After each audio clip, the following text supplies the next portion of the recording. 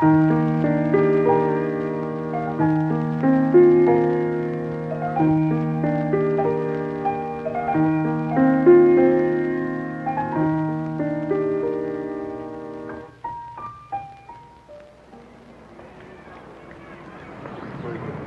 have to keep watching me like that? It's my job to watch you, Mrs. Esperanza. I'm paid to watch you. Like a guard in a museum. That couple. They're doing things in public my wife and I would do only in the bedroom. And even then, in the dark. Mr. Tiesco, this isn't South America. It's a different culture. Culture? It's an outrage. Dr. Korn has told me that your condition is very delicate and that I should watch you all the time. Dorothea, I forgot my crumbs for the birds. Would you get me some crumbs? Mrs. Esperanza. If I start dying, I will call you, and you can come and watch and report to Dr. Korn. Look there. There's some black boys sitting on my bench. Anyone can use the park. That's my bench. I always sit on that bench. Go chase them off. Don't tell them to give me back my bench. Tell them they spend their time better looking for a job and some decent clothes. I have class in 15 minutes, Mr. Tiesco. You want to leave, huh? I do. Yes. Leave. Leave. Will I still get... Yes, I will pay you for the full hour if it'll only get you to leave. $5 an hour, you could be a more obliging companion. Look, Mr. Tiesco, you asked me to work with you... Go. Get me some breadcrumbs and yourself a magazine. Don't exert yourself.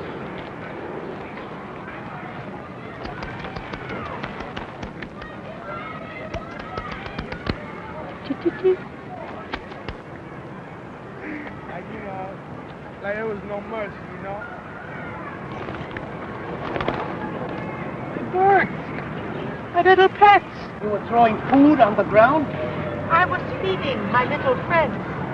Dirty and disgusting birds. Look at this. Look what they've done to my shoe.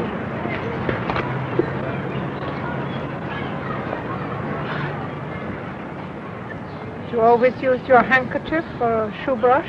Why not? You use your shoe brush for a handkerchief as well? Would it be your business if I did? It just seems odd. Less odd, perhaps, than throwing food on the ground for dirty birds to eat.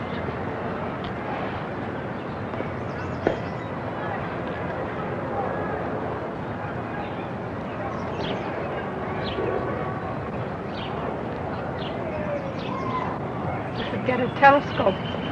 Are you speaking to me? You have keen sight. Ask the rabbits, ask the deer. I could show you an elk's head the size of an automobile in my room.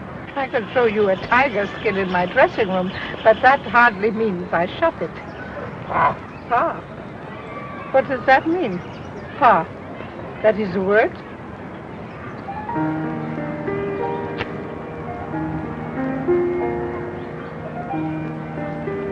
It's a lovely day, isn't it? Inferno City. A scholarly work, I presume. It's very difficult to get good books in Spanish here. You're in Spanish? I'm Chilean. So am I. From Santiago. Indeed. Countrymen shouldn't fight. I propose a peace.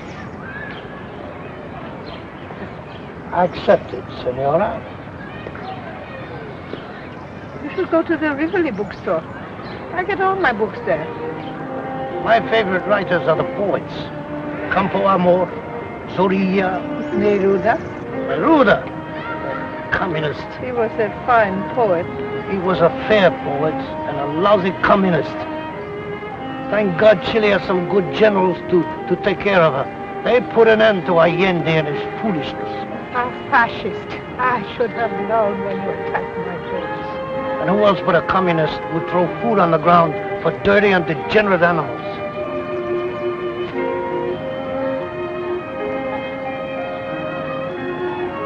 You said you lived in Santiago. For a while. So did I. Just outside the city, actually. I used to go into town quite often to visit. Perhaps you remember her. Laura Llorente. Laura Llorente? The governor's daughter? Yes?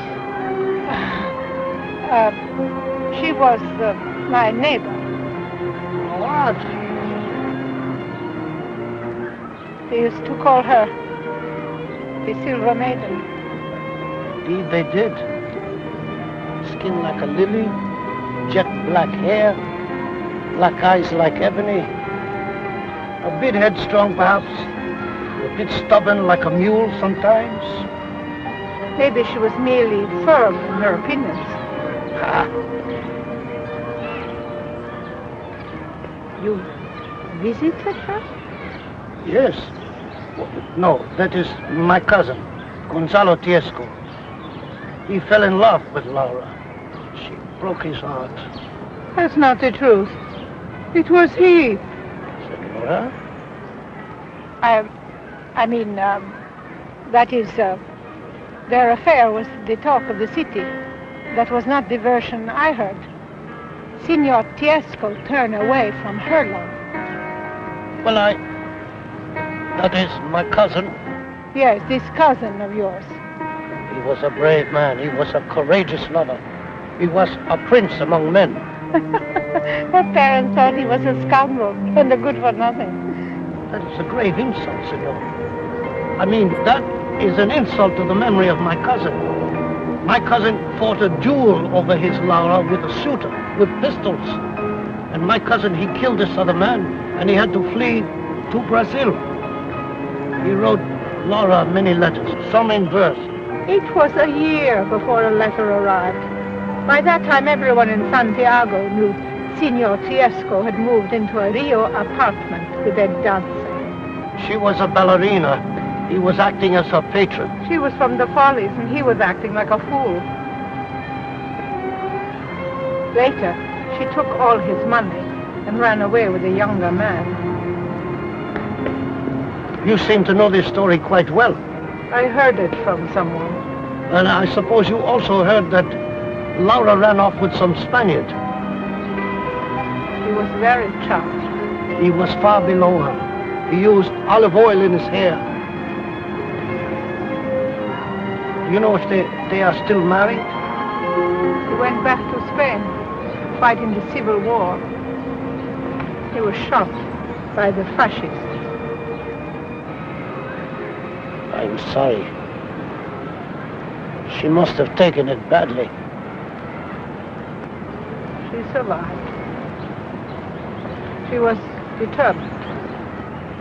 And of course, you know how stubborn, like a mule, she was. Yes. My cousin told me she was very stubborn, he said, and also very beautiful. Do you know if she ever remarried? No. Neither did my cousin. He moved away to escape the memories.